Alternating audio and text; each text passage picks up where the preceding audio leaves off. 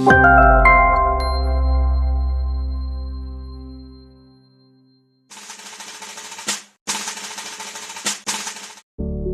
warahmatullahi wabarakatuh. Today we are going to make a presentation about from farm to fork.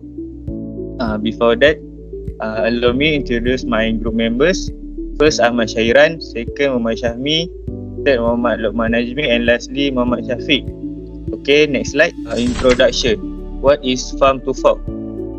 Farm to fork is the stage of the production of food, such as harvesting, storage, processing, packaging, sales and consumption. Next slide. The food chain connects three important sectors. Number one, the agricultural sector. Number two, the food and drink industry. And last, the distribution sector. Next slide. This is the cycle of farm to fork.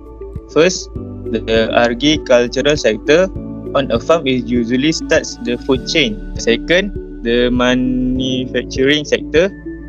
Most food is processed or transformed at there.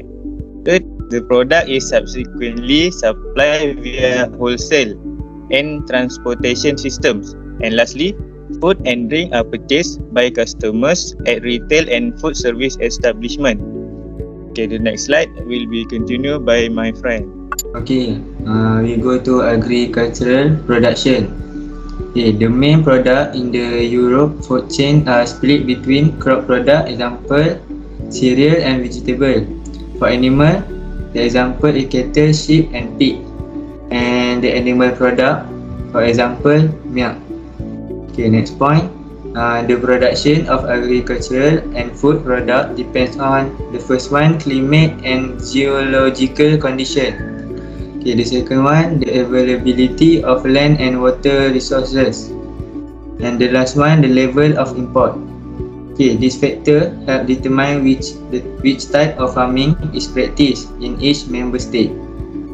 Okay, next slide. Okay, most 90% dairy farmers sell their milk to dairy processor and it then enters the food chain. And other dairy farmer sell their milk directly to consumer, and on a few dairy farm milk is consumed on the farm. Okay, next we go to manufacturing and processing. Okay, the first point, the food industry sector is one of the largest and most important manufacturing sectors in Asia. Okay, it produces a large selection of foods from staple product, for example flour, milk, salt, and to luxury, sometimes high value item, for example caviar, chocolate and sparkling. Okay, next slide will be continued by my friend. Okay, next slide is retail and consumer service. One of the last step in the food chain from farm to fork takes place when food and drinks are sold to consumer in order to prepare meals at home. Meals and drinks may also be provided outside of the home. This increased greatly in many parts of the world, including much of the Europe and Asia. Next slide. One of the big change in food and beverage retailing and consumer service in convenience. Traditionally, customers shop on a daily basis in local, specialized food and beverage shops. Over the year, this has changed to a one-stop shops, often out of town, offering thousands of products year-round under the same roof with easily accessible free parking. Next step is this variable between northern member states and those from southern or eastern Europe, where independent grocery and specialists are still more common. Next slide will be continued. Next, we will continue with farm to fork strategy. Food system cannot be resilient to crises such as the COVID-19 pandemic if they are not sustainable. We need to redesign our food system, which today account for nearly 1/3 of global GHG emission, consume large amount of natural resources, result in biodiversity loss and negative health impact due to both under and overnutrition, and do not allow fair economic return and livelihoods for all actors, in particular for primary producer. Putting our food system on a sustainable path also bring new opportunities for operator in the food value chain. So, the first strategy is sustainable food production. It aims to reduce the environmental and climate impact of primary production with ensuring fair economic return for farmers, fishers and aquaculture producers. The strategy set targets to significantly reduce the use and risk of chemical pesticide, the use of fertilizer and sale of antimicrobials, as well as increase agricultural land under organic farming. So the second strategy is sustainable food processing, wholesale, retail, hospitality and food service. This will mobilize the food industry to increase the availability and affordability of healthy, sustainable food options.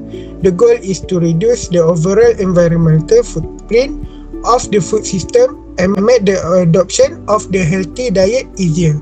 The third strategy is sustainable food consumption. This strategy aims to improve the availability and price of sustainable food and to promote adoption of healthy and sustainable diets by consumers. The key element of this strategy is include improving consumer information, strengthening sustainable food procurement, and encouraging adoption of fiscal measures that support sustainable food consumption. The last strategy is food loss and waste prevention. Reducing food waste has enormous potential for reducing the resources we use to produce the food we eat. Fighting food waste is a triple win. It saves food for human consumption and brings savings for primary producers, companies and consumers. And it lowers the environmental and climate impact of food production and consumption. It is important to have a good plan about how to handle the food waste. Will be continued by Muhammad Shafiq. For the conclusion, various procedure and good practice are performed throughout the food chain to ensure that the food that reaches the consumer's table is fit for consumption and that the risk of contamination is minimal, resulting in a population that is healthier than safe benefits. Food of high grade. However, food safety should not be just a professional concern in the food sector. Professionals are guided by the regulation and procedures, but consumers are equally responsible for maintaining food safety at home. Next slide. Also conclusion. The best method to practice food safety is to be well versed on the fundamental of food, a natural process, and in particular the threat to food passed by chemical, both naturally occurring and those introduced into the environment. At the end of the day, learning more about food safety benefits everyone. Food safety is a shared responsibility as farm to fork, as often stated on the preceding page. That's all from us. Thank you for listening. Thank you.